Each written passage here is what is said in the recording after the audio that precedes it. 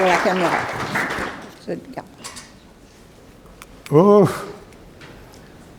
Isabelle a joué à l'agent de bord. Moi, je vais jouer au juriste. Je vais vous parler de droits de l'homme. Qu'est-ce que ça vient faire ici? Vous êtes étonnés, je pense. Hein?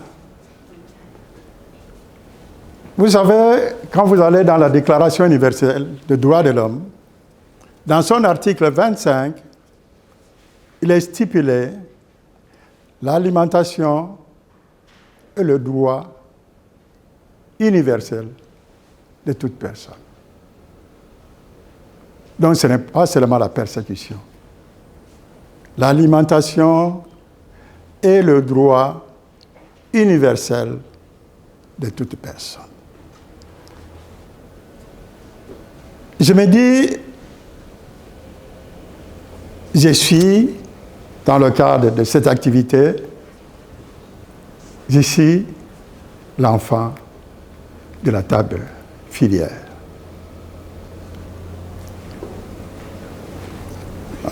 Je pense que vous êtes surpris, vous entendez des choses que vous ne croyez pas entendre. Je suis l'enfant de la table filière insectes comestibles.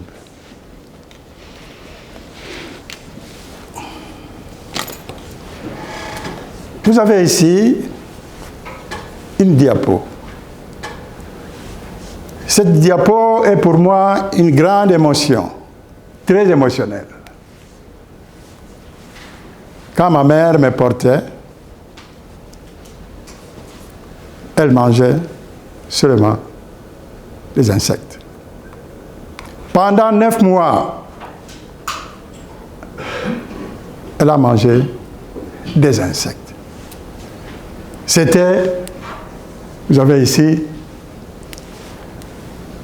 des vers de palmier, vous avez des ténébrions, vous avez des chenilles. Et ici, évidemment, c'est le vers de ténébrions. Et évidemment, l'aliment était composé aussi des fruits sauvages.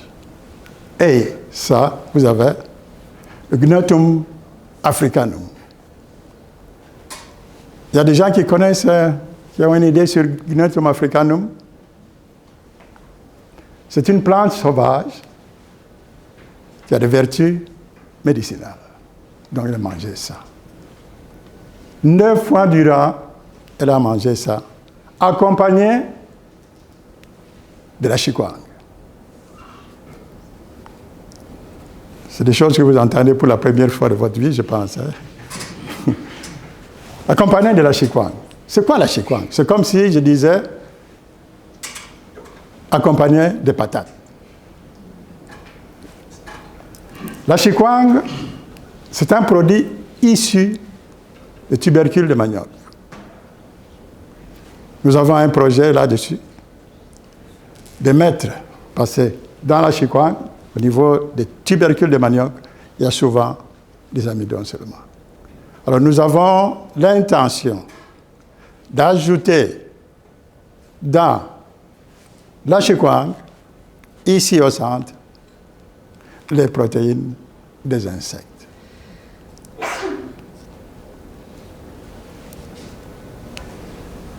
Vous savez,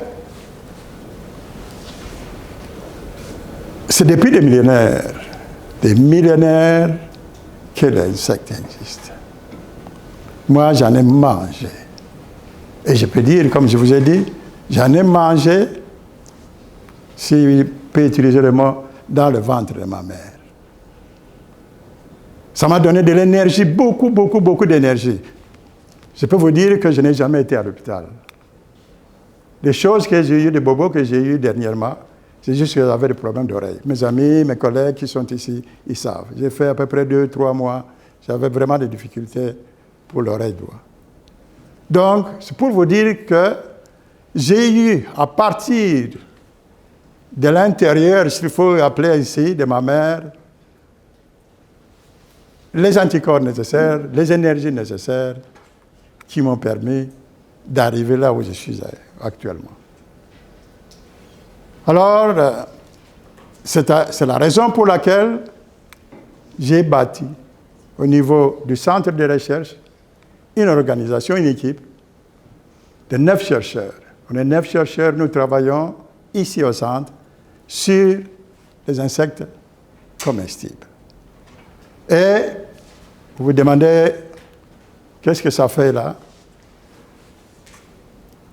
Ici, l'année prochaine, nous avons, dans le cadre, c'est confidentiel, je ne peux pas vous donner des détails.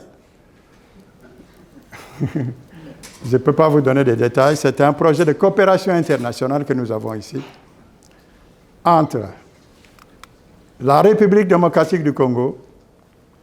Pour ceux qui connaissent la République démocratique du Congo, qui ont une idée sur la République démocratique du Congo, c'est la seconde biodiversité après l'Amazone.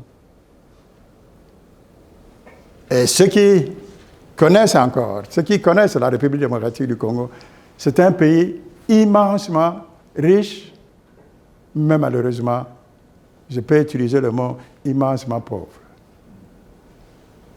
Du côté minéraire, il y a à peu près plusieurs entreprises à travers le monde qui sont là, dans les mines. Je sais, au niveau du Canada, il y a 5 entreprises qui sont là. Et, évidemment, cette biodiversité nous a donné ce que j'appelle une manne des insectes. C'est important. C'est important quand je dis que l'alimentation est un droit humain. C'est ça, c'est vrai. Si vous n'avez pas d'aliments, vous ne pouvez pas vivre. Si on vous prive des aliments, vous n'allez pas vivre. Et que dit le Canada en termes de droits humains pour l'alimentation? C'est quoi il dit? Ça se trouve aussi dans la Constitution canadienne. Il dit quoi?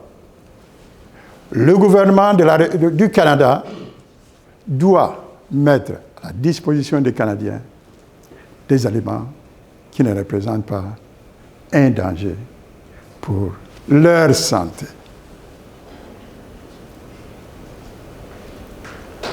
Donc, je suis sincèrement très heureux d'être ici avec vous. J'en connais certains et je ne veux pas m'éterniser là-dessus. Je vous souhaite une bonne conférence et on ne sait jamais, l'année prochaine, on peut s'organiser, on sera ici. Ça, c'est juste une diapo que j'ai préparée. Ça va être comme ça, c'est cette diapo qui sera là. Oui, c'est ça, j'ai préparé ça pour partager avec vous. On sera là, en République démocratique du Congo. J'ai eu un entretien avec l'ambassadeur du Canada au Congo. J'ai eu un entretien avec un conseiller du président de la République du Congo. Donc, on y sera l'année prochaine.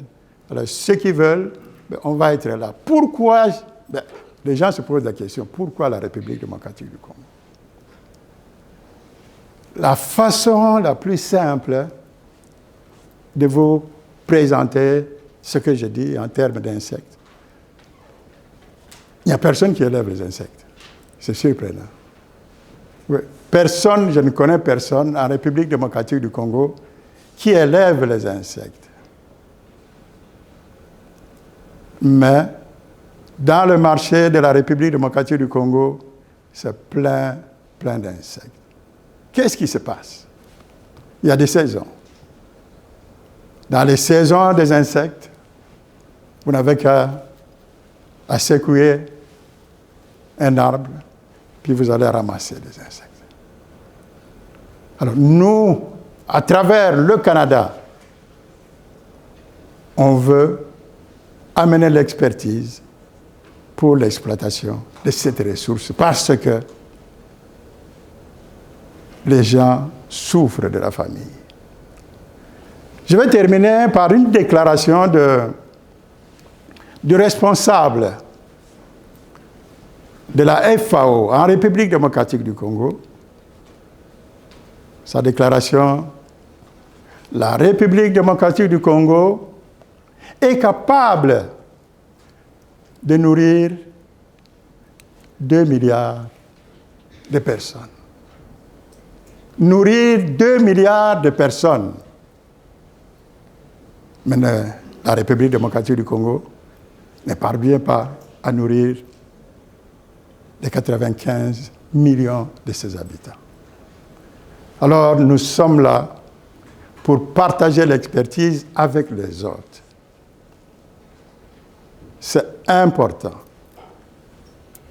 Je termine en vous remerciant sincèrement parce que j'ai senti que tout le monde est attentif et je vous souhaite une bonne réunion.